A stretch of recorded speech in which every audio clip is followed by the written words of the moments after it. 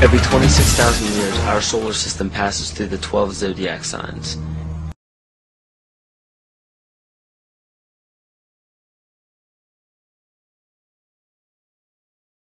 Ancient civilizations such as the Hopi, Egyptians, Cherokee, Apache, and the Mayans were aware of this great cycle and developed calendars according to it. This cycle stems from many different occurrences in nature, such as the sun's orbit around Alcyone, the central star of Pleiades, as well as the 260-day cycle of human gestation. This cycle is broken down into 5 subcycles of 5,125 years each, which were thought to have their own age. The Aztec calendar, or Mesoamerican sunstone, depicted each cycle being destroyed by one of the 5 elements. The cycle we are currently in is the age of the 5th sun, 3113 BC to 2012 AD. More precisely, this great cycle ends December 21st, 2012.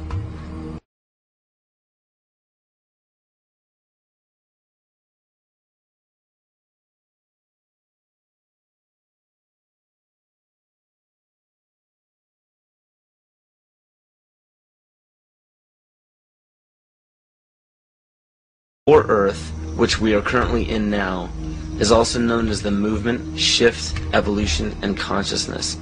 Living Maya timekeepers proclaim that the Earth has been through fire, earth, air, and water. The final element is ether, or center. The Hopi believe that the 4th world of destruction closes and the 5th world of peace begins on December 21st, 2012.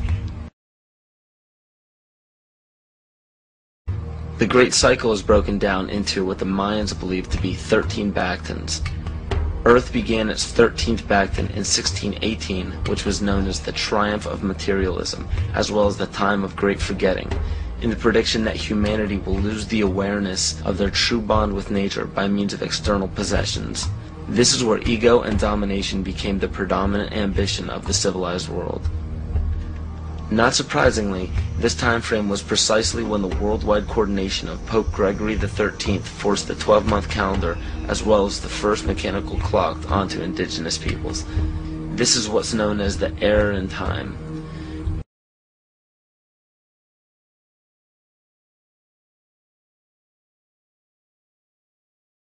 Before the inception of the 2 instruments by the Roman Catholic Church, each year was divided into 13 moon cycles with 28 days each. But the most detrimental part of these 2 instruments is the insinuation that time was something external, something inorganic and outside the body that we must watch and obey. The 7th century Mayan prophet Picalvatan left a powerful message for future generations of evolution. If humanity wishes to save itself from biospheric destruction, it must return to living in natural time.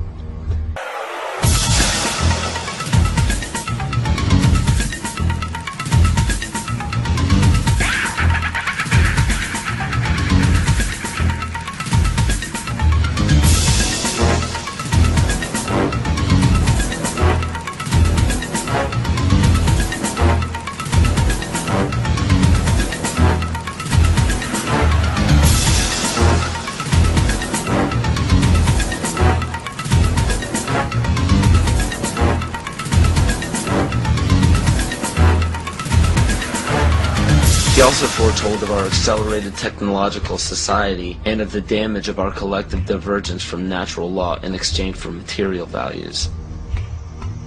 Astrology and the studies of the heavens are as old as civilization. Throughout the past several thousand years, new religions have all but replaced the pagan religions of prior years. Man has been so thoroughly fascinated with these objects in the sky that they formed constellations from them and applied stories to them.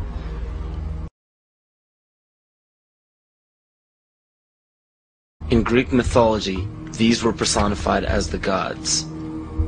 We notice in the structures that still stand to this day that the most ancient of civilizations put forth more wealth, power, time, and effort into the locations of the stars than any other practice. This is commonly written off as simple curiosity. But the truth is becoming clear by the day as we close in on the 0 year of December 21st, 2012. It is a common misconception that the pagan religion is rarely practiced today. In fact, Paganism, in its evolution, is the most widely practiced form of religion. If this is your first time hearing about the occult, or are unaware of its dominance in the world to this day, pay close attention. Pagan symbols, gods, rituals, and doctrines are the basis for most every religion practiced throughout the world. The Christian or Catholic symbols of the cross derive from the solstice and the equinox division lines on a zodiac calendar. The word heaven is in reference to what pagan religions referred to as the heavens, or galactic body. Entonces dijeron, hagámonos una torre cuya cúspide llegue al cielo. A eso suena muy interesante, muy espiritual, al cielo, porque cuando se escucha la palabra cielo, pues Dios, ¿no? ¿Cuál Dios? Ahorita vamos a ver si había algo de Dios allí. Esta palabra cielo viene del hebreo shamaim, que significa contemplar los cuerpos celestes, contemplar los astros, contemplar la luna, el sol, Venus, Mercurio, Marte, Júpiter, Plutón, contemplar. Y ahí, en ese momento, tuvo su inicio las ciencias ocultas. La astrología es una de ellas. Ahí nace la astrología. La astrología dice que los astros influyen en la vida de los seres humanos. Nada más irracional que eso. Claro, para nosotros es claro. Si Dios no los gobierna, si Dios no los dirige, ellos son sin ley. Por lo tanto, Venus, Marte, la Luna y Júpiter los gobiernan a ellos.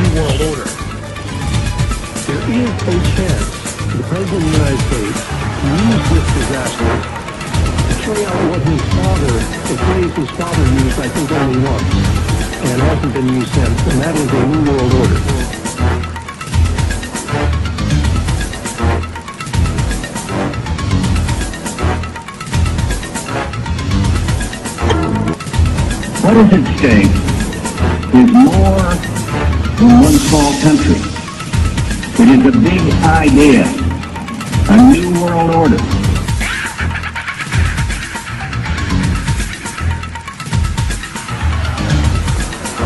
Where diverse nations are drawn together in common cause to achieve the universal aspirations of mankind: peace and security, freedom, and the rule of law.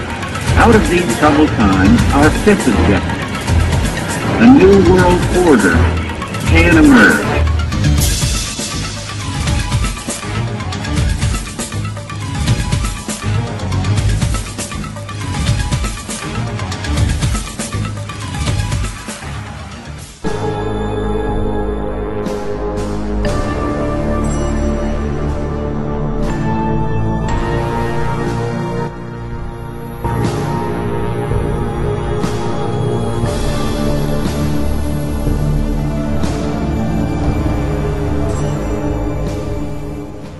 Was involved in encouraging people to believe that, yes, they saw UFOs, and the CIA and the military tried to be very helpful to reporters to get